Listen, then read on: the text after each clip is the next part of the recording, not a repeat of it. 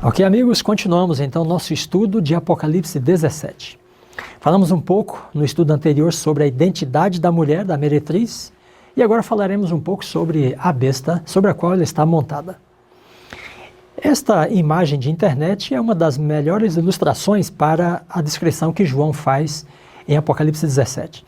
Ele fala então de uma besta, uma fera, que retoma a figura do Leviatã, e tem 7 cabeças. O curioso é que neste desenho aí, que você pode ver na tela, o desenhista captou bem a ideia porque ele colocou um bode, um urso, um leão, e isto então retoma também as figuras de Daniel 7 e Daniel 8, que estão todas associadas com essa mesma besta, né, ou as bestas em Apocalipse. Muito bem, novamente nós devemos nos perguntar o que a Bíblia tem a nos dizer acerca da figura da besta. Esta figura não é muito bem compreendida porque as pessoas relacionam a besta em Apocalipse 17 com o papado, com a religião cristã da Idade Média.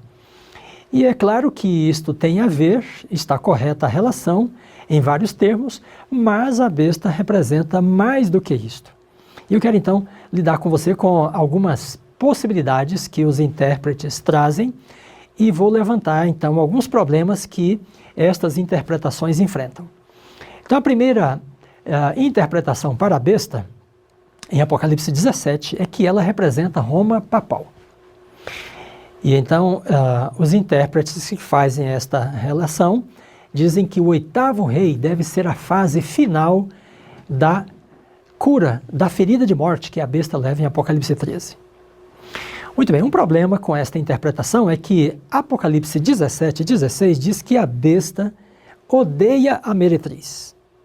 Ora, se a meretriz é o poder religioso papal, então como compreender que o poder papal vai odiar a sua própria religião?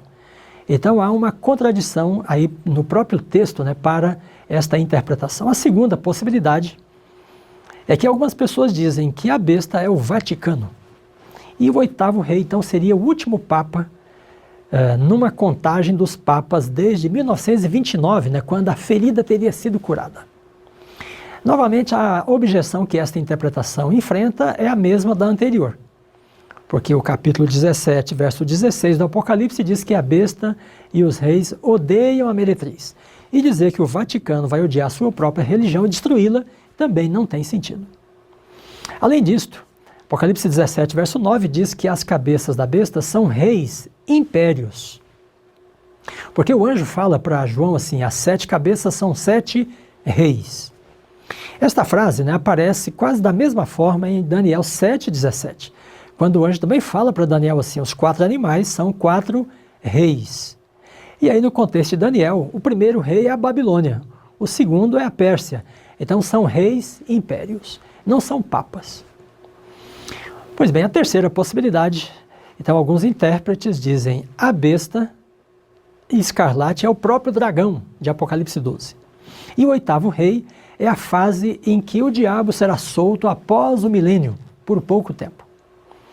Então há realmente uma semelhança entre a afirmação de João em Apocalipse 17, 8 e depois em Apocalipse 20, quando ele fala do dragão que atuou durante a história, esteve no abismo durante os 1000 anos e volta à ação então após os 1000 anos. Então alguns intérpretes entendem que esta besta deve ser o próprio dragão, porque também é vermelha, como o dragão é vermelho, e o 8º rei, então, seria a fase do dragão, o diabo, né, após o milênio. Então, eu vou levantar 3 objeções ou 3 problemas, né, que esta interpretação enfrenta dentro do próprio contexto de Apocalipse 17 a 20. A primeira é que, em Apocalipse 19, 20, a besta é lançada para o abismo no início do milênio. E no capítulo 20, verso 10, o dragão é lançado no abismo após o milênio. Então são dois símbolos diferentes para 2 entidades diferentes que têm destinos também distintos. A terceira objeção é que o capítulo 17, versículo 3, né, diz que a meretriz está montada sobre a besta. Ora, seria muito difícil entender que a religião representada pela meretriz domina sobre o próprio diabo, o próprio dragão. E o terceiro ponto é que Apocalipse 17, 11, né, nos diz que o 8º rei procede dos 7. Alguns dizem ele é um dos 7. E dizer que o dragão seria um dos 7, ou que ele proceda dos 7 impérios, também não faz sentido, porque ele é anterior aos impérios. Então essa interpretação tem alguma lógica, porém ela enfrenta também algumas dificuldades sérias.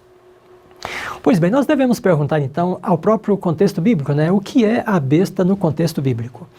E eu quero lembrar para você, então, uma visão, ou uma narrativa profética, né, de Ezequiel, e no capítulo 34 do seu livro, ele usa a metáfora da besta.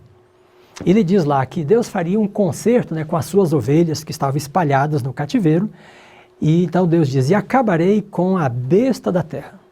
E saberão que eu sou o Senhor quando eu quebrar as varas do jugo e livrar as minhas ovelhas das mãos dos que as escravizam. Olha, nesse texto o profeta Ezequiel está usando a metáfora da besta como uma representação das nações que escravizaram Israel. E então Deus diz: e então, a partir disto, né, já não servirão as ovelhas mais de rapina aos gentios, e a besta nunca mais as comerá. Ora, a besta nesse contexto é a Assíria e a Babilônia. E uma confirmação disso nós temos em Isaías 11, versículo 11, né, quando o profeta Isaías fala do fim do cativeiro, e ele relaciona isso com o dia do Senhor, e diz assim: naquele dia o Senhor tornará a estender a sua mão para resgatar o restante do seu povo, que for deixado da Assíria, do Egito e de Sinar. Ora, então aqui as nações gentílicas, representadas pela besta, nesta relação, né, de Ezequiel com Isaías, são, ou melhor, essas nações são o Egito, a Assíria e a Babilônia.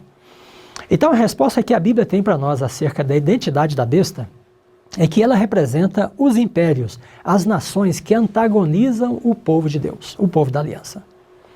Então, quem são as cabeças, né, da besta em Apocalipse 17? O próprio texto bíblico diz para nós, e podemos fazer uma lista dadas pelo próprio contexto bíblico.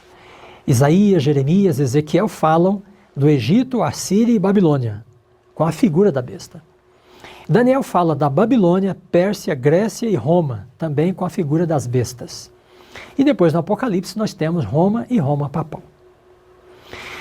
Nesta linha de interpretação, relacionando a besta, né, exclusivamente com os poderes políticos imperiais, é que o comentário bíblico adventista, por exemplo, diz assim, que a besta pode ser identificada com o trabalho de Satanás através das agências políticas. Então, tanto em Daniel quanto no Apocalipse, as bestas são os poderes políticos. Quando o poder religioso está envolvido na visão, ele é representado por características humanas. No caso aqui, em Apocalipse 17, a meretriz. Em Apocalipse 13, a besta que tem uma boca que fala. E em Daniel 7, o chifre pequeno que tem olhos e boca como de homem. Então aí Daniel e o Apocalipse separam, né, os símbolos das bestas para o poder político e dos elementos humanos, as características humanas, para o poder religioso. Pois bem, então, o que é o oitavo rei? Quem este oitavo rei seria, né, ao lermos Apocalipse 17?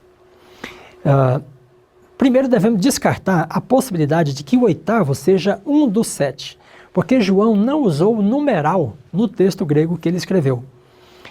Então você que entende o grego, pode ler Apocalipse 17, 11, em que ele escreve assim, Kai ekton hepta estin. Então simplesmente ele disse assim, o oitavo é dos 7. Ele não escreveu que ele é um dos 7. Então alguns consideram que o oitavo seria o sétimo restaurado. Porém João não dá essa possibilidade, né, pela maneira como ele escreve o seu texto. Uma possibilidade que podemos trabalhar com ela é que Apocalipse 13 tem também 8 elementos, a exemplo de Apocalipse 17. E aí, nesse caso, então, podemos colocar as duas visões em paralelo. Então, em Apocalipse 13, temos uma besta de 7 cabeças e uma segunda besta, 8 elementos. Em Apocalipse 17, João fala de 7 cabeças da besta e um oitavo rei, 8 elementos. Neste caso, então, a segunda besta em Apocalipse 13 está em paralelo, né, com o oitavo rei em Apocalipse 17. E aí podemos considerar as coisas com este quadro aqui, seguindo uma metodologia no Apocalipse, como fazemos em Daniel. Em Daniel nós estudamos o capítulo 2, o 7 e o 8 em paralelo. E aqui podemos colocar então o capítulo 12 do Apocalipse, o 13 e o 17 em paralelo. De forma que o último evento em Apocalipse 12 é a guerra do dragão contra o remanescente que guarda os mandamentos. Esta guerra é depois desdobrada na visão da segunda besta em Apocalipse 13, que trata com os Estados Unidos da América. E aí podemos então deduzir que o oitavo elemento em Apocalipse 17 trata com esse mesmo evento. O evento da guerra do dragão contra o remanescente, em Apocalipse 12, da imagem da besta contra aqueles que não têm a marca da besta, e a mesma guerra, então, do oitavo rei contra os eleitos e fiéis do Cordeiro, em Apocalipse 17. Nesse caso, então, o oitavo rei está em paralelo com a imagem da besta. E nesta proposta, o mesmo poder que antagoniza o povo de Deus que não tem a marca da besta, é então referido como um oitavo rei em Apocalipse 17. E isto faz sentido porque João diz que a besta, na fase do oitavo rei, vai destruir a meretriz.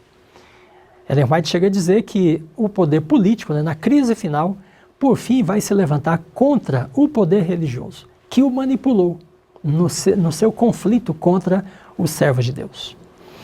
Muito bem, então nessas duas leituras que fizemos, nós procuramos, através do contexto bíblico, trazer a identidade da meretriz, da besta e depois do oitavo rei. Que Deus te abençoe na sequência dos seus estudos das profecias bíblicas.